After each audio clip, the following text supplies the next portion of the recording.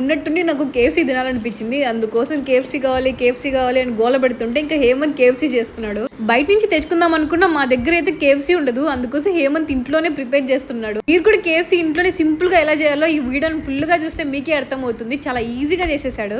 కేఎఫ్సీకి పెద్ద పీసెస్ ఉంటేనే బాగుంటుందని చెప్పేసి బయట నుంచి తీసుకొని వచ్చాడు. లెగ్ పీస్, ఇంకా వింగ్స్, ఇంకా చెస్ట్ పీస్ తీసుకొని వచ్చాడు. ఫస్ట్ వచ్చేసి మనం మ్యారినేషన్ చేసుకోవాలి. కొంచెం పెరుగు, కొంచెం సాల్ట్, చిల్లీ పౌడర్, ఇంకా పెప్పర్ వేసి బాగా మ్యారినేషన్ చేసుకోవాలి. ఇంకా 30 minutes వరకు ఫ్రిడ్జ్ లో పెట్టేసేయాలి. మేమైతే 2 hours వరకు పెట్టుకున్నాము, ఎందుకంటే హేమంత్ మూడ్ లేదు చేయడానికి. ఇంకా 3 hours తర్వాత ఇంకా తీసి ప్రిపేర్ చేయడం స్టార్ట్ చేశాడు. ఇంకా ప్లేట్ లో కొంచెం మైదా పిండి, కొంచెం సాల్ట్, చిల్లీ పౌడర్, ఇంకా పెప్పర్ వేసుకొని పొడిగా పెట్టుకోవాలి. ఇంకా వీడియోలో చేసినట్టు సేమ్ అదే ప్రాసెస్ చేస్తే అంతే కేఎఫ్సీ అయితే రెడీ అయిపోతుంది. మళ్ళీ నేను ఎక్కడ క్రెడిట్ తీసుకుంటాను అని హేమంత్ నేనే చేశానని చెప్పుకుంటున్నాడు. ఫైనల్లీ కేఎఫ్సీ అయితే రెడీ అయిపోయింది. సేమ్ కేఎఫ్సీ స్టైల్లోనే కోల్డ్ డిష్ గా టేస్ట్ అయితే అదిరిపోయింది. మీరు కూడా ఈ రెసిపీని ఖచ్చితంగా ఇంట్లో ట్రై చేయండి. సేమ్ కేఎఫ్సీ స్టైల్లోనే వస్తుంది. ఖచ్చితంగా ట్రై చేసి నాకు కామెంట్ లో చెప్పండి.